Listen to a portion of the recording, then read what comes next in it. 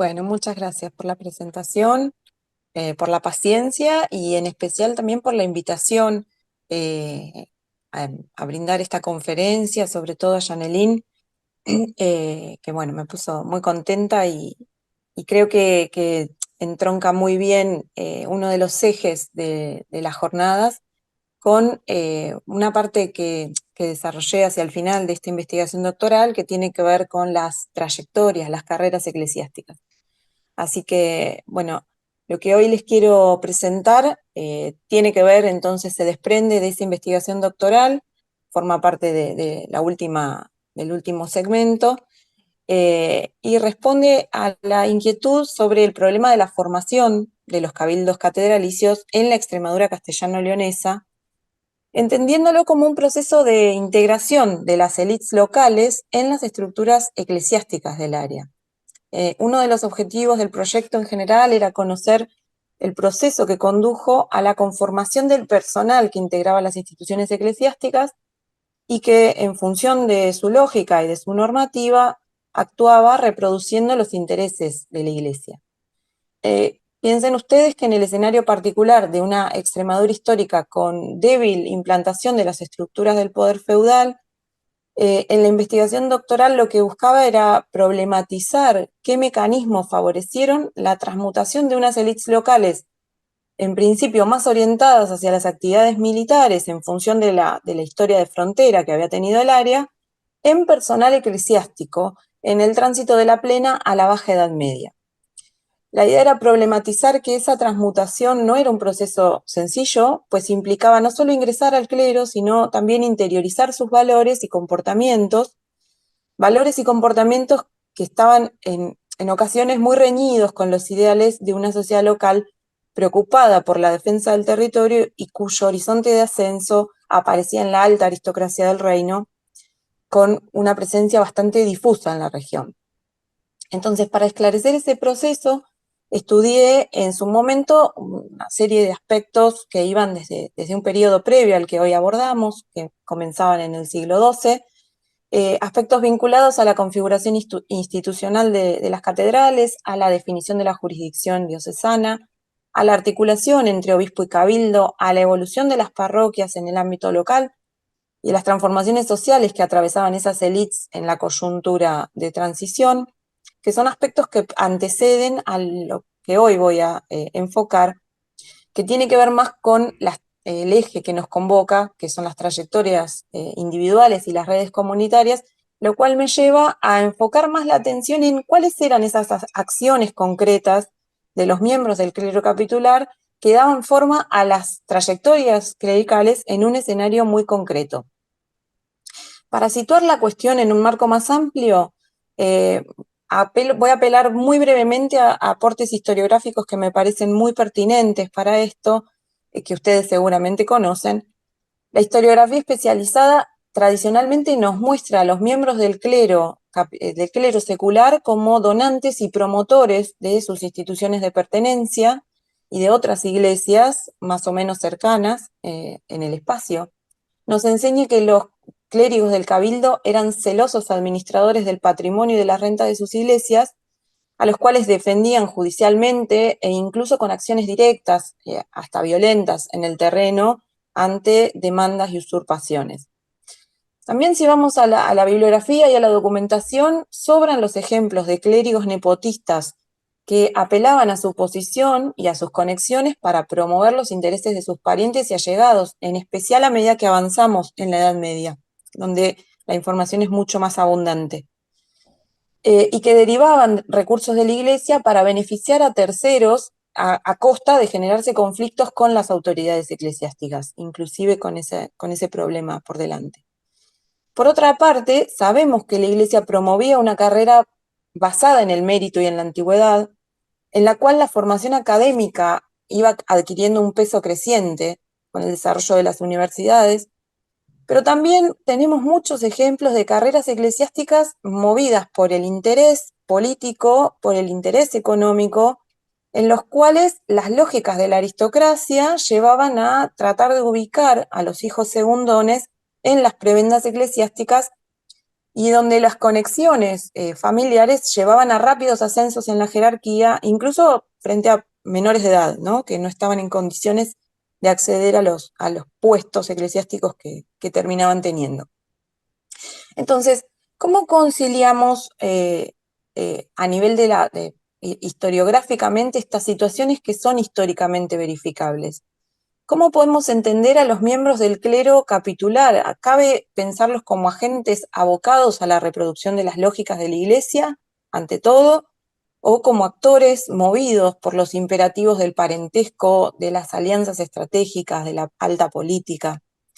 Buscando entonces herramientas de análisis sociológico que permitan darle un poco de sentido a esta realidad y que no nos abrume la cantidad de información y casos particulares que podemos llegar a encontrar, ejemplos de todo tipo. Me parece que entonces, esta cuestión del origen social del clero, que es un tema tradicional de la historiografía medieval y puntualmente eclesiástica, también nos permite abrir el problema más general y teórico de la articulación entre la aristocracia laica y la eclesiástica. Es decir, de cómo la clase de poder en la Edad Media estaba dividida en un brazo laico y un brazo eclesiástico, y cómo esos dos, digamos, segmentos de la clase de poder se articulan entre sí de manera muchas veces conflictiva, contradictoria.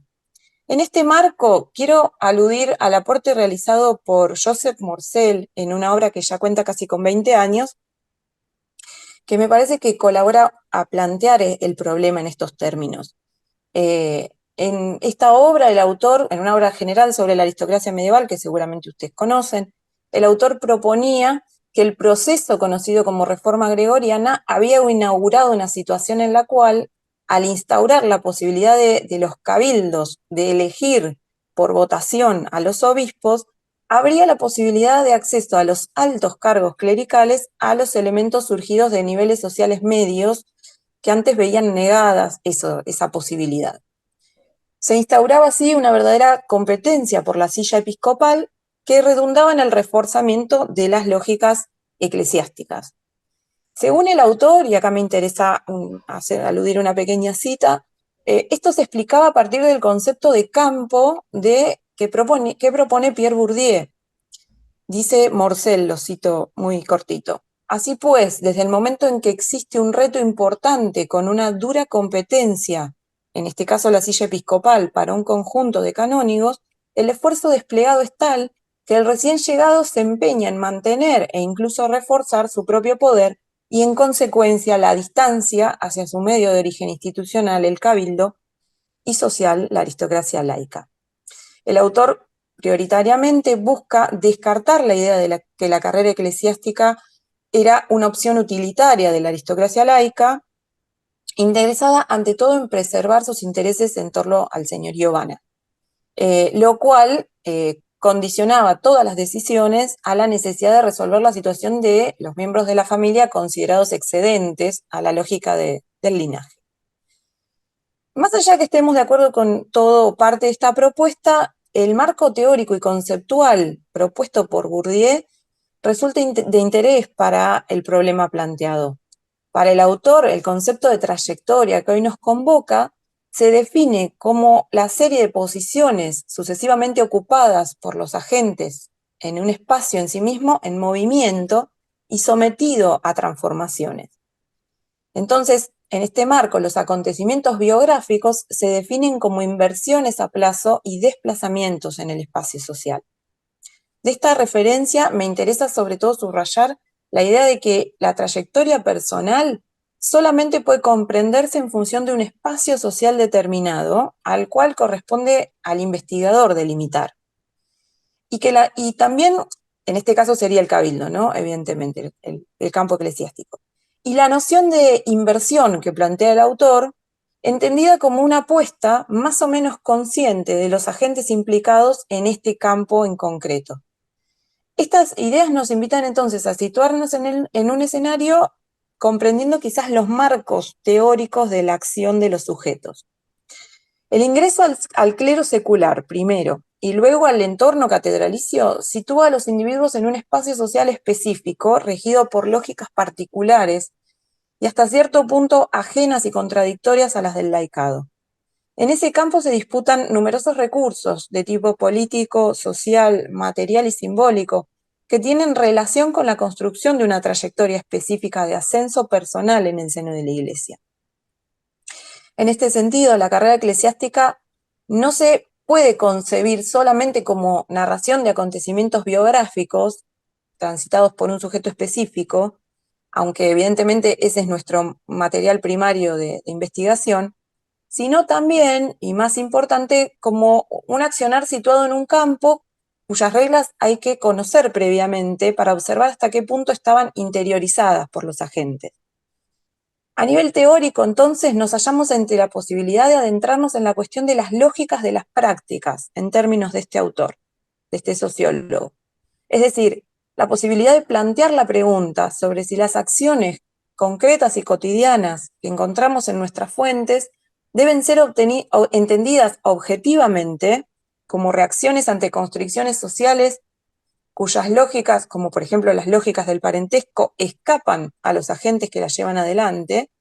o en cambio desde un punto de vista subjetivo, como acciones interesadas y conscientes, calculadas por los agentes. Evidentemente yo no puedo resolver esta cuestión que es de orden teórico, pero sí invitar a la reflexión de las trayectorias y de las carreras clericales en estos términos, para salir un poco de la historia biográfica de un sujeto concreto y pensar un poco a partir de esa biografía en un entramado más amplio. En este sentido, dentro de la multiplicidad de variables que se podrían haber elegido, algunas de ellas yo las trabajé previamente en la tesis, se abre un problema que es, digamos, que es determinante para pensar el problema de la carrera y de la trayectoria eclesiástica, y es dilucidar qué lógicas determinaban el ascenso en este escenario específico, es decir, cómo se construía una carrera eclesiástica exitosa, y por otro lado, saber si esas lógicas estaban efectivamente reñidas con los intereses del otro gran ámbito de acción de estos sujetos, que es la propia familia, ¿no? Las lógicas del parentesco. Sin pretender agotar el tema, vamos a centrar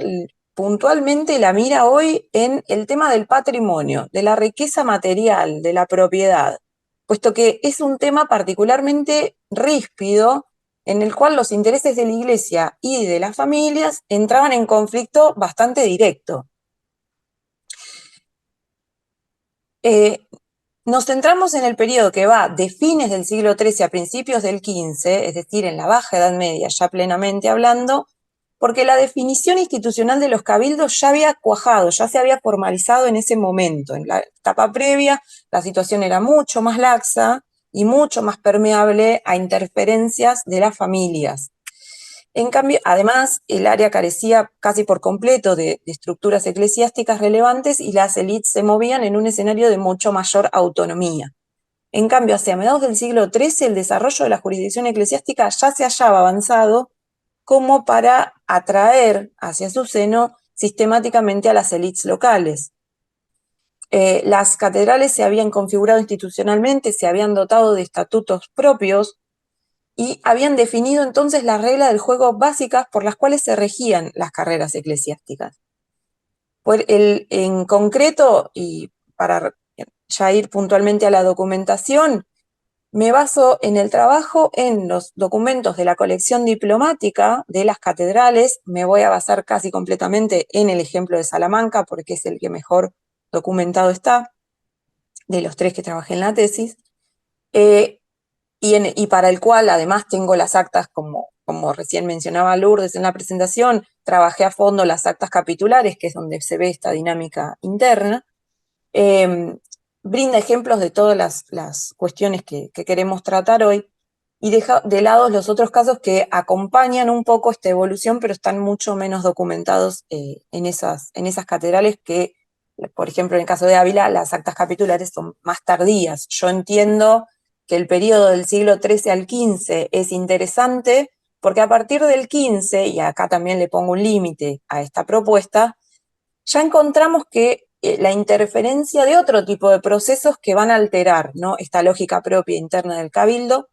como puede ser la centralización monárquica y la política papal, que inciden mucho más claramente en el escenario local y en las carreras de los prebendados. Entonces, para esta etapa del 13 al 15, que es una etapa de madurez, pero donde la lógica local todavía tiene mucha dinámica propia, tenemos un perfil social muy claro en los cabildos catedralicios que yo trabajé en la tesis y concretamente en el de Salamanca, ¿no? Si bien hay casos de clérigos capitulares que vienen de sedes foráneas, vienen de Santiago de Compostela o de León, la mayor parte de los elementos de estos cabildos proceden del ámbito local. También tenemos casos de personajes que ya vienen con una procedencia social muy alta. Notablemente está el arcediano de Salamanca y deán de Santiago de Compostela, Fernando Alfonso, que era hijo ilegítimo de Alfonso IX y que acumuló prebendas en la iglesia en esa época y ayudó a esta configuración institucional porque estuvo en el proceso de sanción de los estatutos y de las constituciones. Pero de nuevo, la inmensa mayoría de los miembros del Cabildo proviene de orígenes sociales mucho más modestos, ¿no? Lo sabemos por el volumen de propiedad que manejan y por la referencia puntual que tenemos a lugares donde van a concentrar su actuación patrimonial, es decir, compran propiedad en aldeas específicas de donde ya sabemos que tenían de origen propiedades de sus familias. Entonces, es un área que hasta hace muy poco carecía de toda estructura eclesiástica institucional y en la cual está todo por hacer y en la cual es lógico que entonces los primeros cabildos estén integrados por personajes de procedencia local y de orígenes medios, no demasiado elevados. Pudimos ver, para complementar este dato, que el proceso de ingreso al cabildo durante el siglo XII e incluso más allá había estado abierto en general a aquellas familias que lograban asociarse a través de donaciones al cabildo, ¿no? Son personajes de los cuales sabemos poco y nada, pero que suelen, digamos, admitir en las cartas de donación que donan para encontrar un lugar en estas iglesias, para percibir ración, para ser enterrados en la iglesia, incluso para formar parte de las distribuciones, ¿no? Y por qué no acceder a los niveles más bajos del cabildo. Esto, que es una práctica de hecho de las élites locales, aparece sancionado en la Constitución de mediados del siglo XIII, la Constitución de 1245, prescribían, digamos, hacían obligatorio o preferente que ante la aparición de vacantes en los niveles más bajos del cabildo, el de los racioneros o medio racioneros, debía preferirse a los servidores del coro por sobre clérigos foráneos y el documento alude claramente a que estos servidores del coro son los miembros de las familias locales que se educaban en el seno de la iglesia catedral, que eran donantes, benefactores de la iglesia.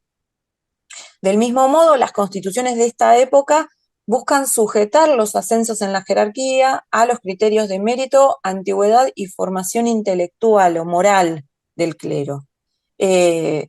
La intención de proteger los intereses de los miembros del clero local por sobre los foráneos resulta explícita. Se buscaba reglamentar el sistema de elección de candidatos para el ascenso y fijar que el propio cabildo es el que tiene derecho de colación. En esto hubo soluciones disputadas, es diferente la capacidad que tienen de nombrar a los prebendados en los distintos cabildos del área castellano-leonesa. Se disputa mucho entre cabildo y obispo. Son rasgos generales, de todos modos, que podemos ver en varios cabildos catedralicios que se organizaron en esta etapa, por citar solamente algunos. León, Burgos, Cuenca, Toledo tienen este tipo de procesos de formación. Con esto, la normativa de los cabildos asume el discurso de los concilios tercero y cuarto de Letrán y el espíritu de la Iglesia reformada, a la vez que atiende a las pretensiones de las élites locales urbanas, que encontraban así un marco legal, institucional e intelectual desde el cual defender su derecho de ingresar y ascender en la jerarquía eclesiástica. Entonces,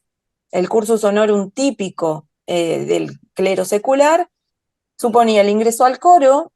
podía implicar una donación patrimonial a modo de dotación del ingresante, suponía el inicio de la formación religiosa que con el transcurso del tiempo debía conducir a los individuos a la prebenda eclesiástica, a las órdenes mayores, que no siempre eran obligatorias, y quizás a los escalones superiores de la jerarquía secular. En este contexto, como les decía, los cabildos como corporación y la reunión capitular como escenario tienen un rol clave porque muchas de las decisiones se toman a través de voto de mayoría simple, ¿no? De voto a mano alzada. Eh, este, Aunque obviamente sigue habiendo injerencia durante todo el periodo vamos a encontrar injerencias puntuales de los monarcas, de los prelados, de los metropolitanos, incluso de los nuncios papales. Sabemos por investigaciones de otros autores que al menos entre un tercio y un cuarto de los obispos del siglo XIII provenía de hecho de sectores locales encumbrados. Es decir, que la carrera eclesiástica era una realidad. Ahora bien,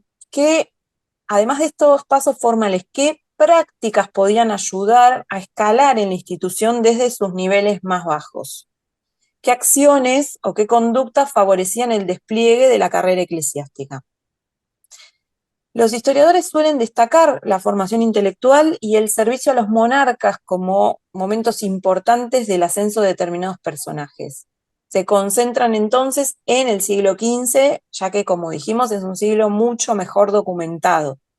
Pero también es posible observar otros aspectos previos, anteriores, no solo en el tiempo, sino en la carrera eclesiástica, y que hacen al funcionamiento concreto y cotidiano de la institución.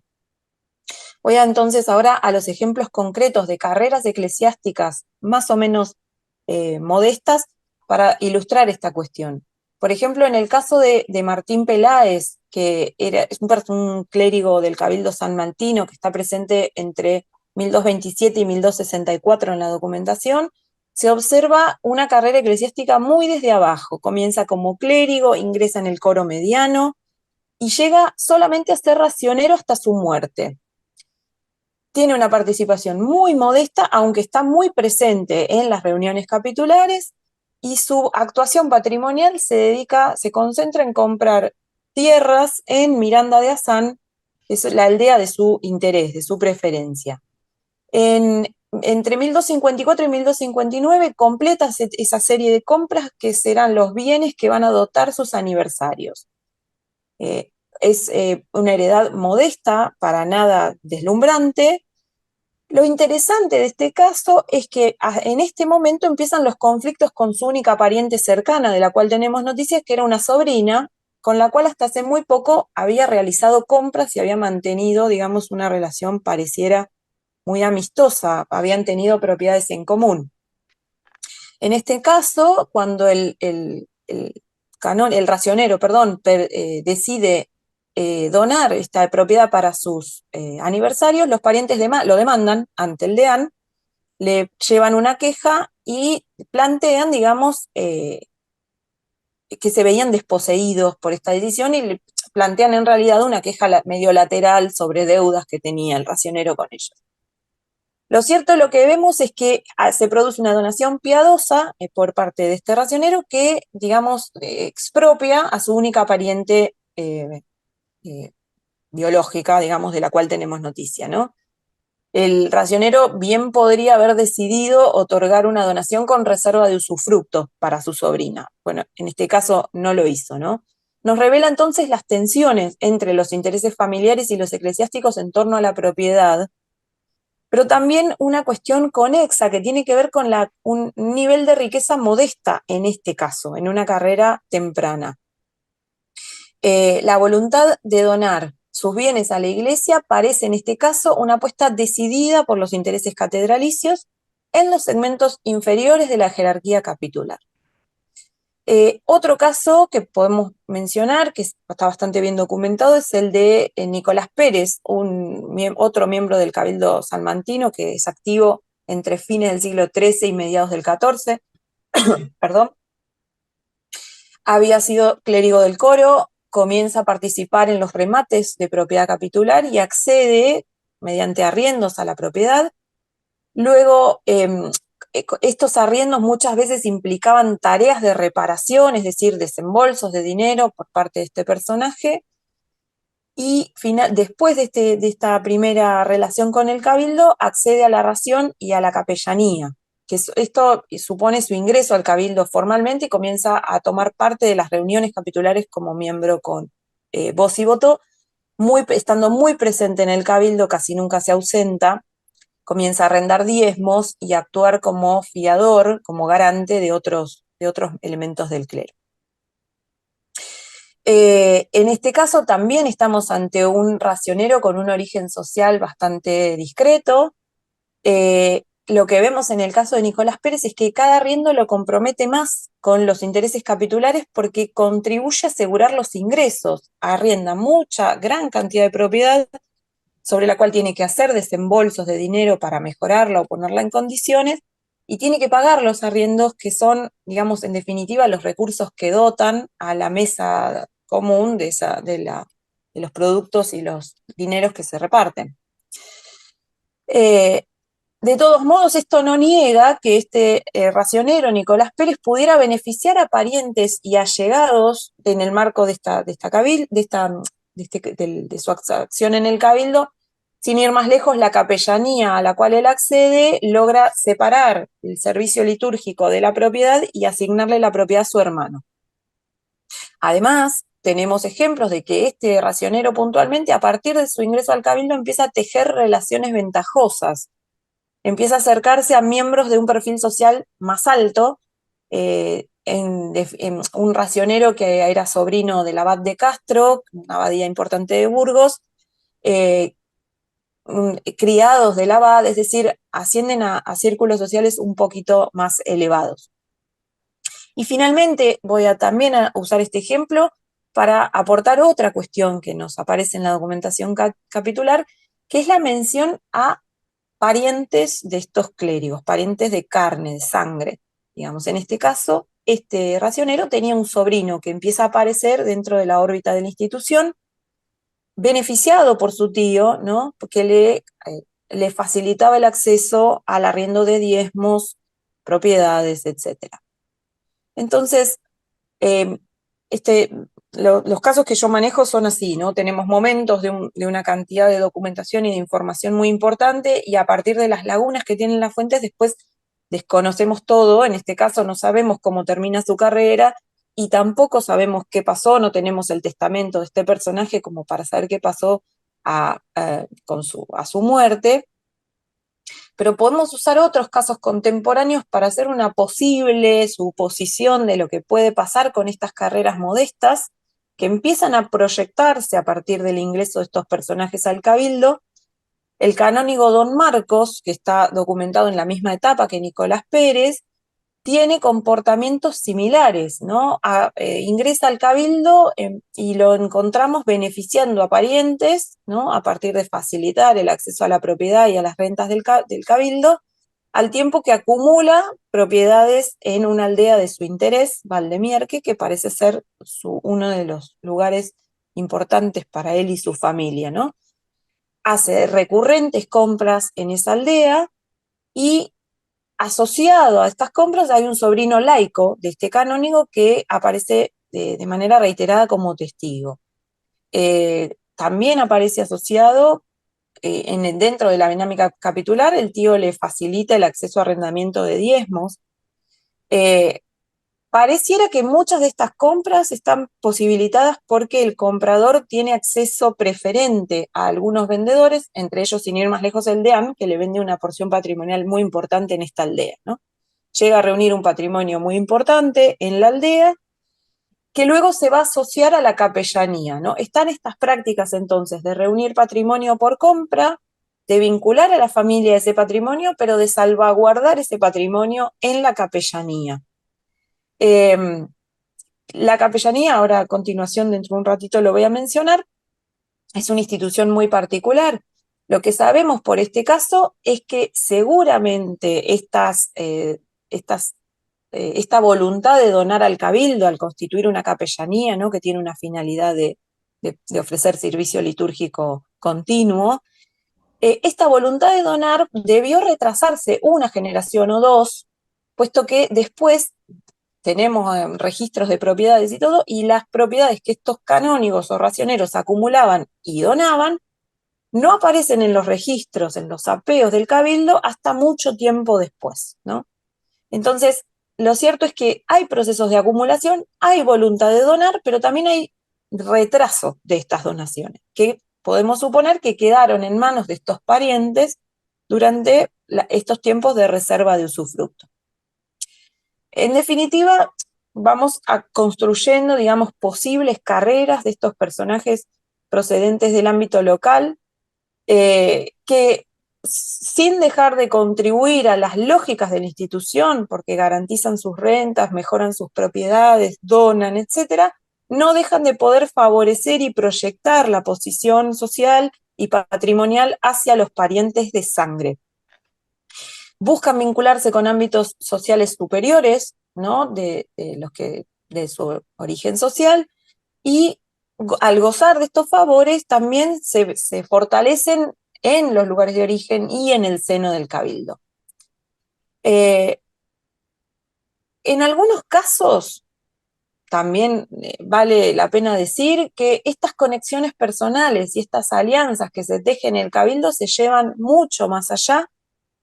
El cabildo, al habilitar estas relaciones, digamos, puede granjearle a estos personajes unos, digamos, aliados muy notables para la carrera clerical, ¿no? Hay un tal Juan Martínez, que era racionero, luego canónigo salmantino. En este escenario, su relación con Fernando Alfonso, este hijo legítimo de Alfonso IX que les comentaba, eh, se data desde fines del siglo XIII. Actúa no solo a favor del deán, porque, digamos, compra para él propiedades y gestiona algunos favores en el seno del cabildo, también actúa en pro de su hijo, de su heredero, ¿no? Juan Fernández, que era merino mayor de Galicia, y facilita que el heredero, que el hijo natural de este deán, siga gozando en vida de los bienes que habían estado en poder de su padre, tanto propiedad de él como bienes de la iglesia, ¿no? Entre ellos, sin ir más lejos, se cuentan los bienes que éste había donado para su capellanía, un importante conjunto patrimonial en varias aldeas del lugar, y el señorío de la Armuña, que es el único señorío inmune que tiene el Cabildo de Salamanca, estaba en manos de esta familia, en parte gracias a la intervención de este racionero que era aliado del heredero del deán de Santiago. Esta relación fue ventajosa para este racionero, que comenzó una serie de compras en el lugar, en una de las aldeas de Salamanca, que logra acceder a la canonjía poco tiempo después, es decir, que asciende, que llega al contacto directo con la corte, se lo menciona en servicio directo de la reina, y las actas aluden a que ese servicio de la reina le podía ganar propiedades que el cabildo estaba disputando, no sabemos bien con quién porque la referencia es muy, muy breve. Entonces, en este caso no tenemos idea de cuál fue la sucesión, es decir, si tenía parientes, sobrinos que pudieran heredar estas propiedades, esta riqueza y estos contactos, pero sí parece muy claro que el patrimonio que amasó este racionero, luego canónigo, debió haber pasado a un ajeno a la institución, porque no quedó en poder del cabildo de la Catedral de Salamanca, es decir, que logró acumular propiedad y derivarla hacia afuera de la institución. Evidentemente, no solo conviene a los sectores bajos construir relaciones hacia arriba, sino que también los sectores más altos del cabildo, las jerarquías, los arcedianos, los deanes, construyen clientelas en el seno del cabildo. Tenemos numerosos ejemplos de deanes y de arcedianos que, digamos, actúan en el seno del cabildo para constituir alianzas con sectores de nivel social más bajo, que muchas veces, digamos, tienen un correlato muy decisivo al momento de luego las decisiones finales del cabildo. Voy a citar un único caso para no aburrirlos demasiado, porque son muchísimos. El deán salmantino don Diego Fernández, por ejemplo, es un personaje que transita casi todo el cursus honorum de la carrera en la iglesia de Salamanca, ¿no?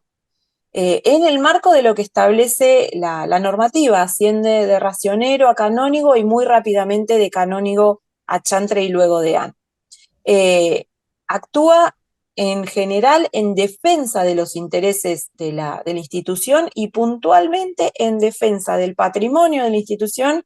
que otro de los miembros del cabildo, otro miembro del alto clero capitular, el Arcediano de Ledesma, había usurpado, ¿no?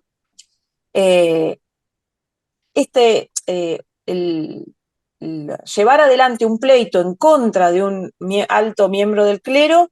era riesgoso para algunos de estos miembros porque le podía granjear la enemistad de círculos muy importantes dentro del cabildo, pero también tenía digamos, un correlato, podía llegar a tener un correlato muy positivo porque defender la propiedad del cabildo hacía, digamos, al personaje en cuestión ganar adeptos entre los miembros del clero, ¿no? Y esto era muy útil. Esto era muy útil porque, como decíamos, al apostar por la construcción de un capital social y de un capital simbólico encuadrado dentro de las lógicas de la institución, se podía llegar a tener un peso determinante en la toma de decisiones del cabildo, y lo cual incide en la carrera eclesiástica. Por ejemplo, de nuevo en el Cabildo de Salamanca, que es de donde tomo las actas, entre 1368 y 1369 se tomaron medidas en contra de aquellos prebendados que incumplían la residencia, los que están ausentes de la diócesis. Estas medidas punitivas culminaron con la privación de la prebenda de un racionero que era ausente, que nunca asistía a la institución, y se produjo entonces, se abrió la posibilidad de votar a mano alzada, de elegir quién era el que iba a acceder a esa prebenda. La votación, después del debate en la asamblea capitular, la votación fue unánime, y este personaje, que era medio racionero, que era capellán, accede entonces a la reacción vacante. 8 meses después, y en virtud del mismo proceso, este mismo personaje, por votación, accede a la dignidad de chantre, que también había quedado vacante por privación. Es decir, que lo que pasaba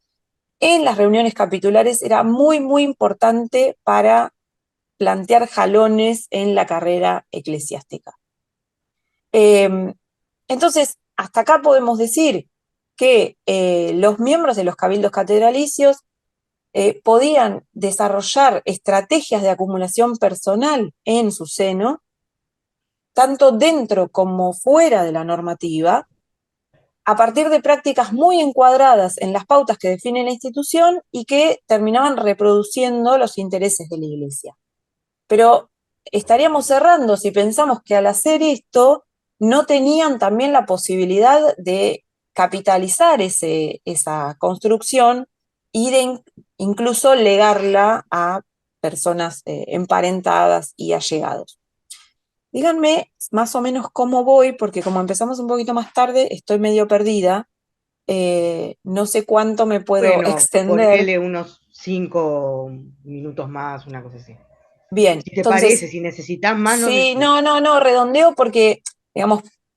voy más o menos por la mitad, pero ya lo grueso lo dije. Perfecto, Son más perfecto. ejemplos del periodo posterior, porque lo digo, digamos, en términos generales, sin aludir a los ejemplos, y se va a entender perfectamente la idea.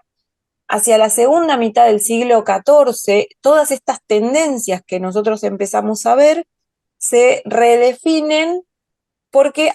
en ese periodo ya las familias más destacadas de la villa tienen una posición mucho más consolidada, lo que les permite incidir mucho más en sus estrategias, digamos, eclesiásticas de reproducción, es decir, inciden mucho más dentro de lo que sucede en los cabildos. Vamos a ver dos tendencias, digamos, muy claras. Una es que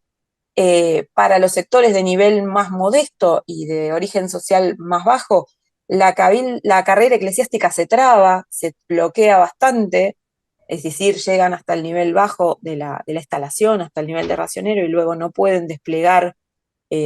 digamos, ascensos, no pueden garantizarse ascensos en el escenario del cabildo, los ascensos están un poco trabados y que incluso estos sectores logran, digamos, se arruinan materialmente en el marco de esta institución. Por ejemplo, hay casos de racioneros que no solo nunca logran ascender en el seno del cabildo, sino que también después de una mayordomía terminan fuertemente endeudados, enemistados, con disputas internas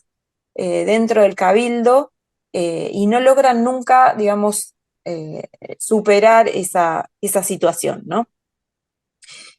Por otra parte, vemos que estas familias destacadas de las villas, los Maldonado, los Anaya, los Blasquez, personajes, ¿no? Apellidos importantes que son conocidos, están en una posición de poder como para desconocer mucho más la normativa, ¿no? Se ausentan, incumplen con los pagos,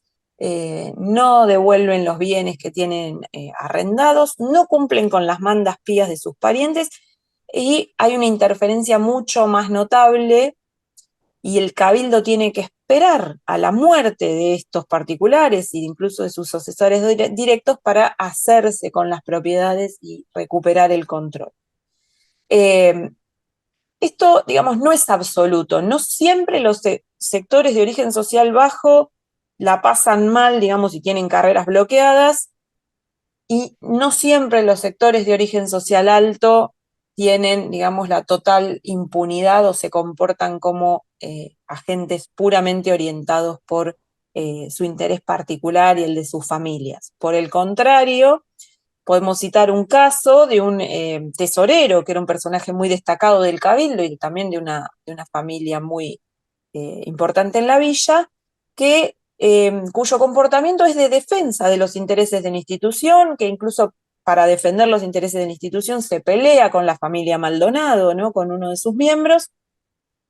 y que desiste de esta pelea solamente por ruego del propio cabildo, es decir, que son los propios miembros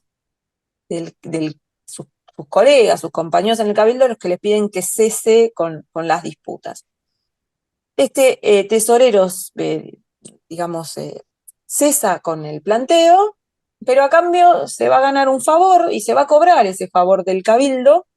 en el futuro inmediato cuando logre acceder a un patrimonio que le interesaba y logre acceder a descuentos y a favores en términos de un favor, ¿no? Que había hecho al cabildo. Es decir, que si lo pensamos en términos generales, estar en una postura encuadrada en la normativa y de defensa, incluso judicial, de los intereses de la institución, le gana a este tesorero no solo el capital social y el capital simbólico que supone pararse dentro de la defensa de los intereses de la institución, ¿no? Lo cual siempre era bien visto por un segmento del cabildo, sino que también le gana un recurso puntual y un favor, un capital específico que va a cuajar como, digamos, un beneficio material concreto para él, que es un patrimonio que va a llevar casi gratuitamente a renta durante su vida, ¿no? Es decir, y voy redondeando un poquito, volviendo a esta reflexión en términos más generales, eh,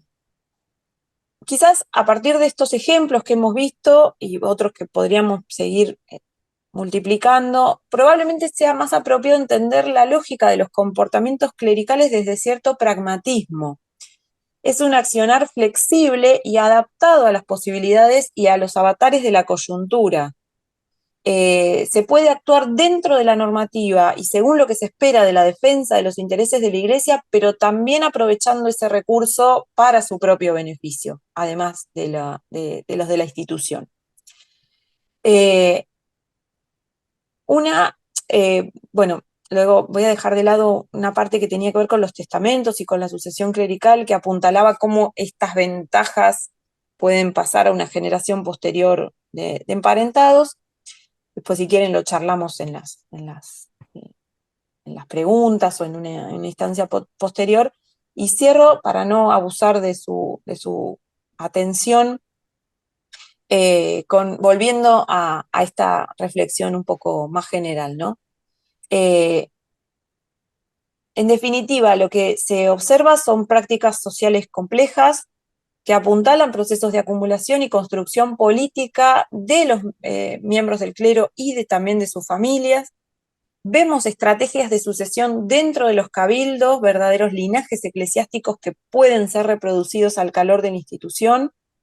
y que son importantes para sostener la influencia dentro de la institución y garantizar el acceso a sus recursos.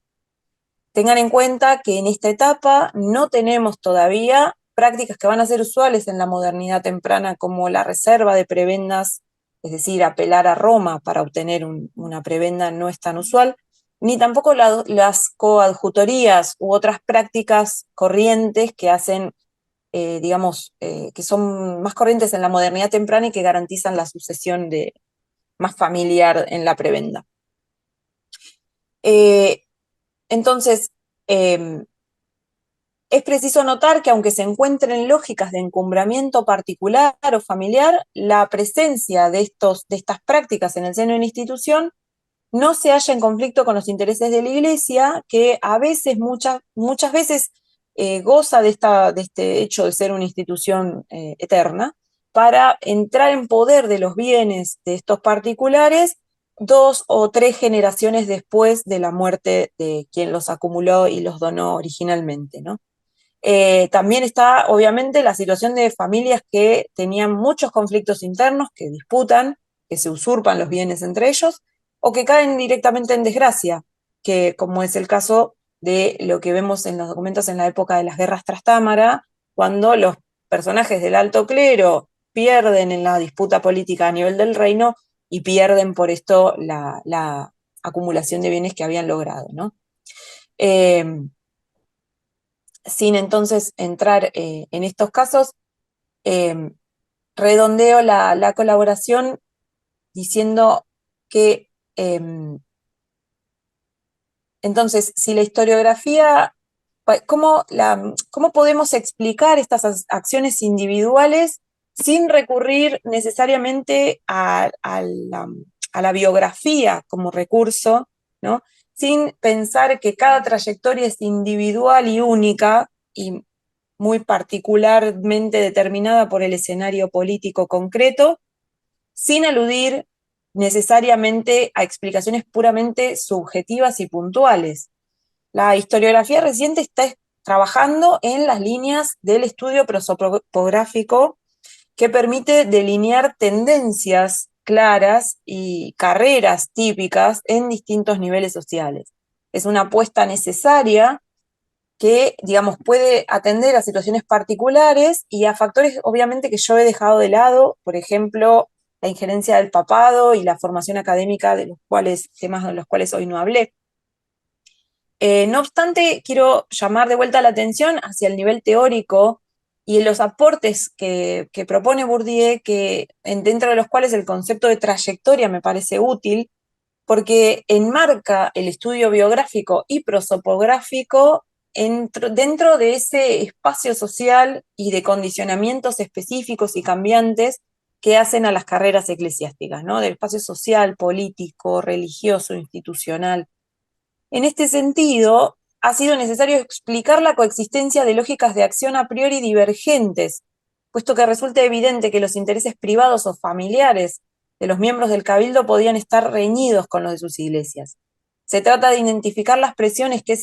esos círculos de pertenencia podían imponer,